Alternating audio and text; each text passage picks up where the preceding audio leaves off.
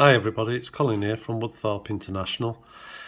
As in the last video, when I did the 3 Class 60s doing a triple head, I said I wanted to try 5 American engines and going up and down the Helix and see how it ran.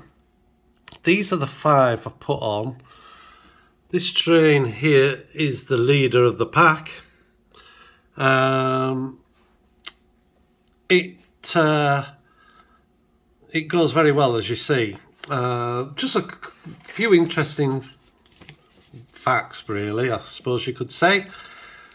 Of the curves on the Helix from the start to the top, there are 30 metres 700 mil in length, and in feet and inches that's 100 feet and 9 inch from start to bottom, so it's quite a good run.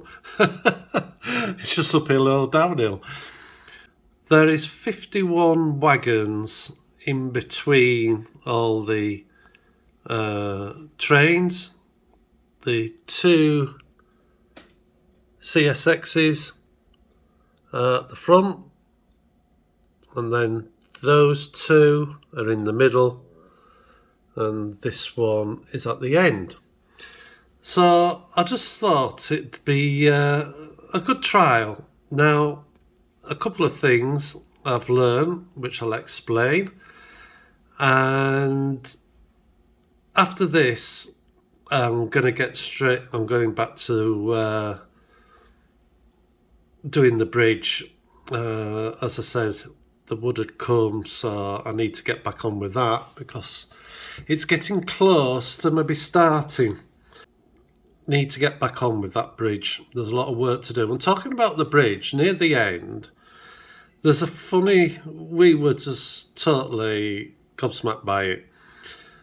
I had to move the bridge, and I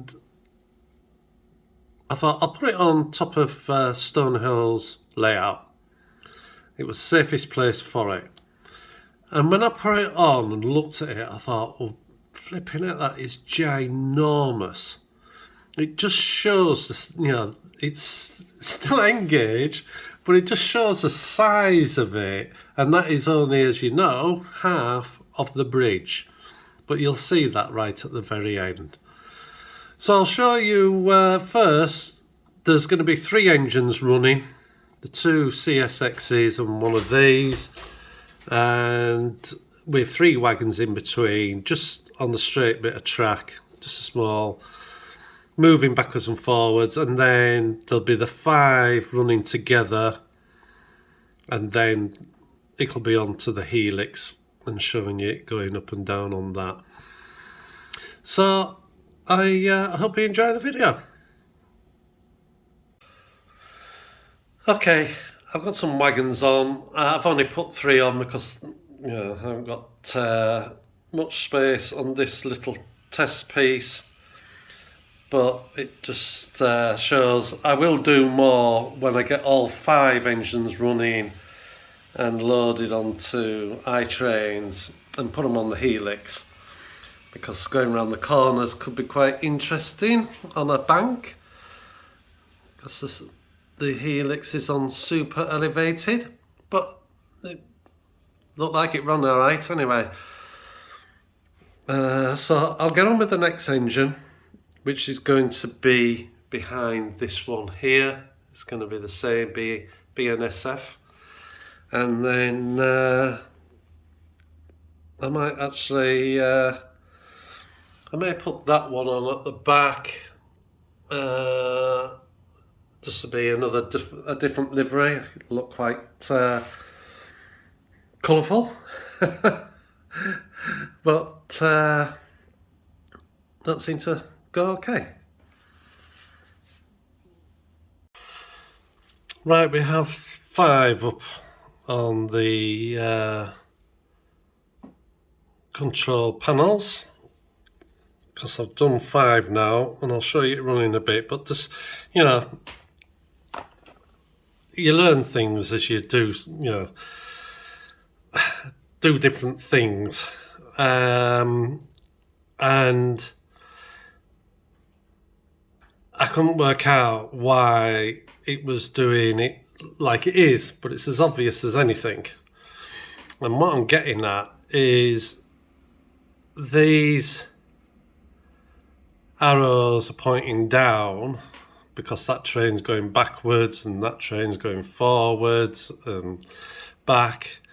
And when in the last video we did the 360s, they were all going the same way because they're all facing forward, so they would be. But when you change direction on that, say that one, they all change, but they change to the other way, whichever way they're meant to be doing. But if you put it into train mode, so what I was getting at now, if I change just one of them, no matter which one, they all change and look like they're all going forward. But what it's actually saying is the train is, that loco is the main, and that one's going forward, and all the rest are going to go in the same direction, even though two of them are going backwards. And that's what it shows under locomotive, because the locomotive is each individual train and what it is doing.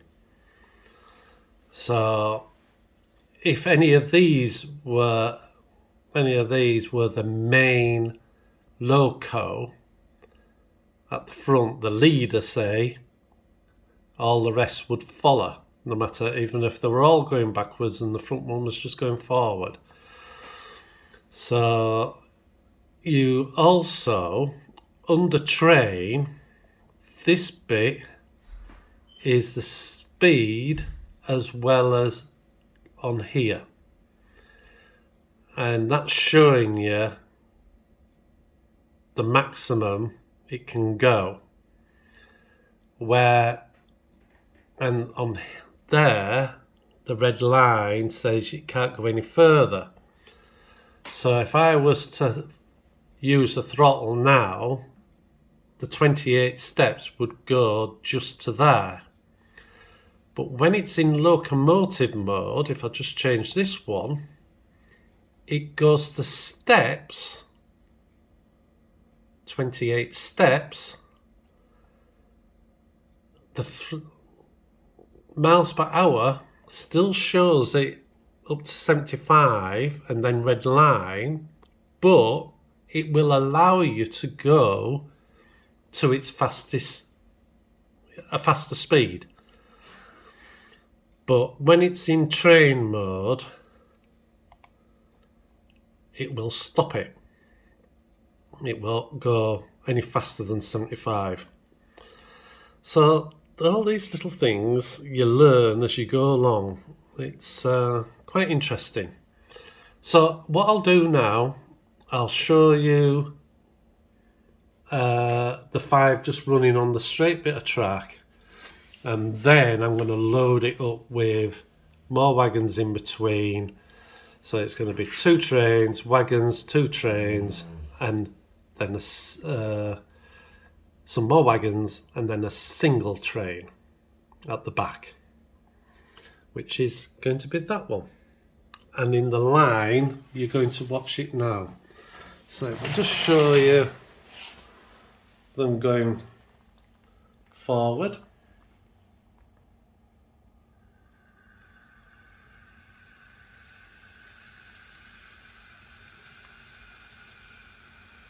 So that's all 5.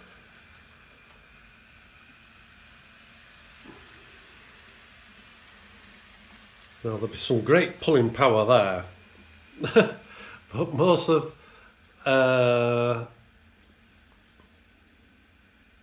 the wagons I have with knuckle fittings are stored away. I've only got some available just to use for this demonstration. So I will load the Helix up and show you it running up and down there. Well, it's a very impressive sight. 2 locos at the front, and behind that, up to there, is 27 wagons, and then 24 wagons behind, up to this last loco. Anyway, let's get it going down to the bottom. But it's a lovely sight to see.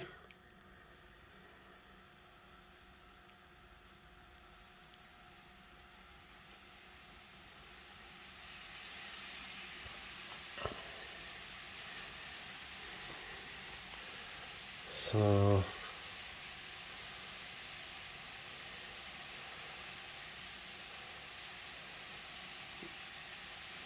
that is just under, just over 30 mile an hour, I believe.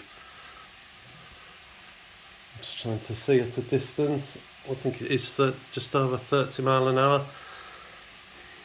So let's speed it up a bit.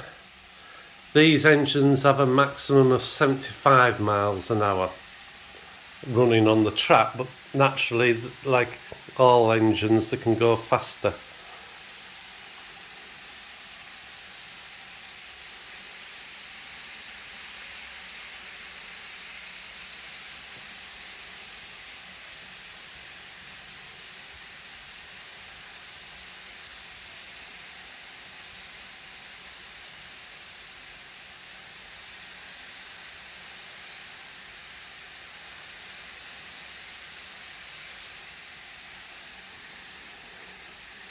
A little bit more, and you don't have to watch it for long.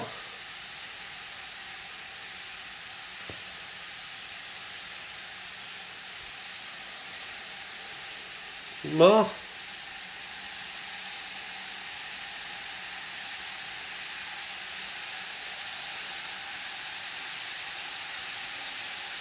It's running about 60, 65.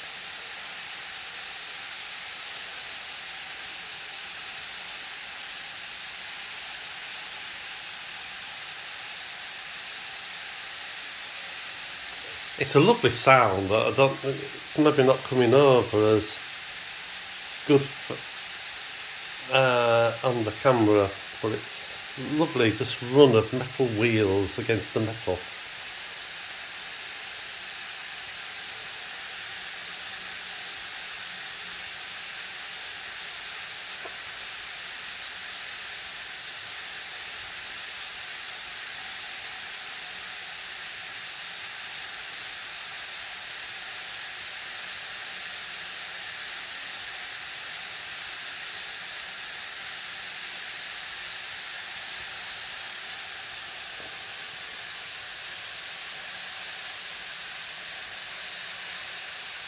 If I just had a few more wagons, I could have had what I could get to easily.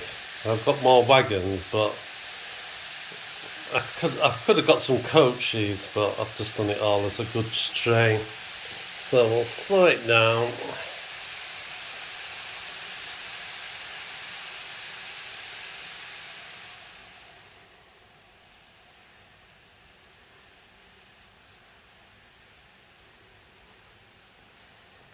It'll appear over there in a minute.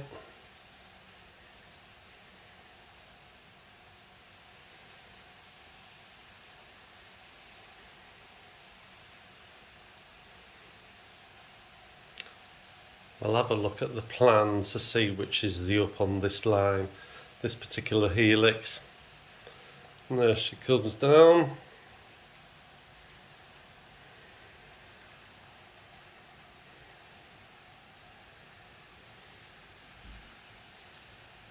As you can see, it's still up on the Helix there. What a sight. Love it, love it, love it, love it. So I'll turn it around so it's exactly the same order but going up. I'll be back. As you can appreciate, there's a lot of stuff to turn around. Right, so it's all rigged up to go back up now. Took a bit of time to swap them all about, but never mind. There's the beginning and this is the end. So we'll get it going.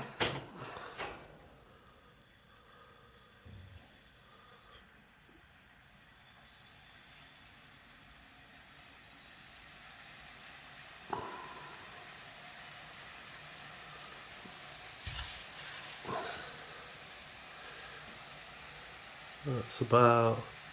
It's 11 steps is that on the controller, which adds up to about 45 mile an hour, or a bit less. We'll have it steady away going up.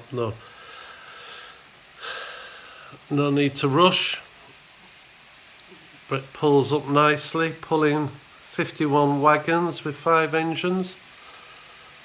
It will pull it up with the 4, these 4, without the one on the back, but I do think it looks nice with this one on the back, wherever it is.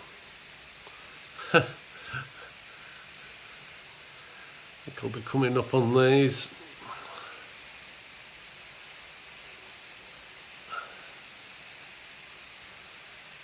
Here it comes, the one at the back. There it is.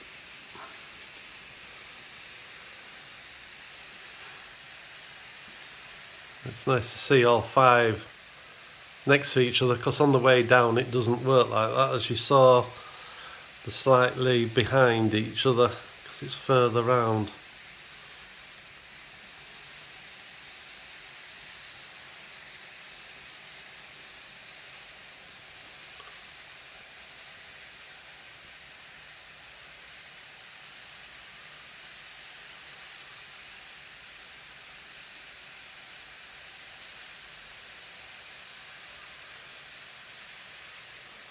And as I said, I ain't going to run anything as big as this. I might run 3 engines and 1 at the back, or 2 at the back, but I don't think the layout will stand it any longer. I'll have to say.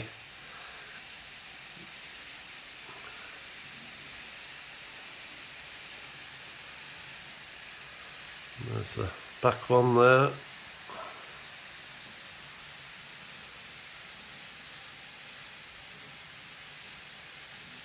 All these silver coal wagons, they're all Kato, and then there's different makes. There's Atlas. I think most of them are Atlas actually. After that, they make some nice wagons. I'll have to stand up. We're getting a bit high now. Have a look on the inside. That's it. It's coming round. There's the engines there.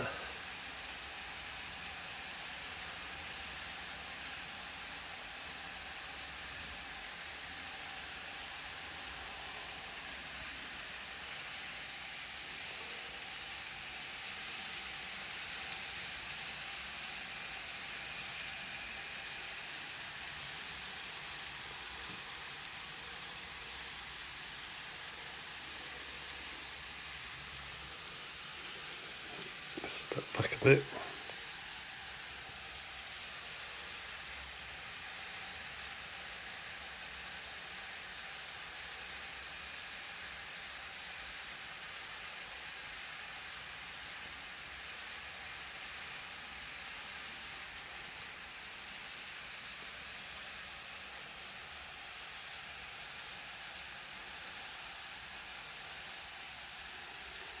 Nearly at the top.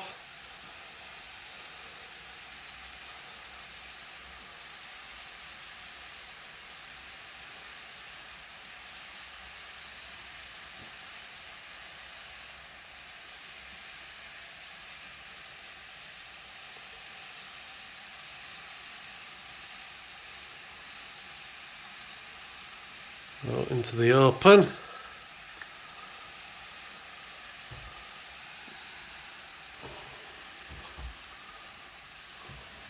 slow it down.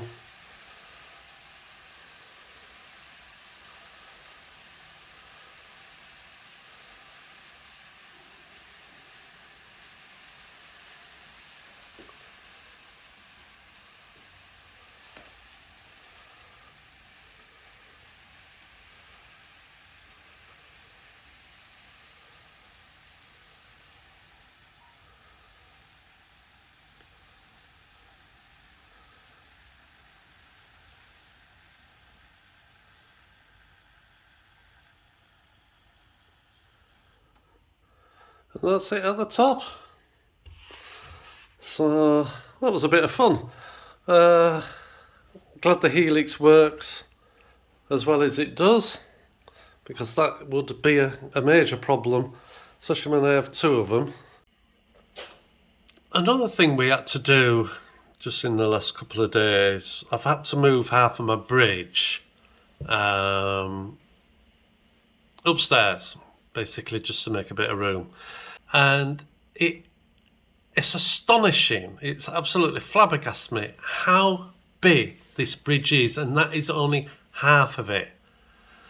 And it just shows the scale of what this bridge is going to be and how big the new layout's going to be. So I'll just go up and show you. So this is, as you well know, the people who watch Stony Hall and Gemma, this is her layout, and that's the bridge on it. And as I said, it's got nearly the same again to add on to that to make this half circle, but it just flabbergasted us how big. And when you see a train at the bottom of it, how big the scale and all the rocks are going to be round it, and the water feature. I mean, it stood over a water feature there, but in the wrong place, of course. But it's, you know, it really did knock me back when I saw that. I thought, wow, this is going to be huge. But it's nice and safe up there. We didn't want it near the radiator. Not that there should be any movement on it, because it's all sealed now, and the balsa wood is very dry, as you know. But it just made us laugh, and we thought we just had to share that with you. When you stand back here and think, those hills of Gemma's over there, they're quite high compared to the rest of the layout, but it's going to be a big scene. And then where I'm wanting to build a hill stroke mountain right up to the ceiling eventually, that is just going to be a tremendous height and sight. Anyway, I just had to show that. Well, I hope that was interesting. I had great fun making it and getting everything out of the boxes and seeing some of the wagons again and loading these bottom 3 trains onto I-trains. It just keeps me into doing it. But it's back to the bridge. That is the next thing to go around this Helix. Got to finish that now. So thanks very much for watching, and I'll speak to you in the next video. Bye.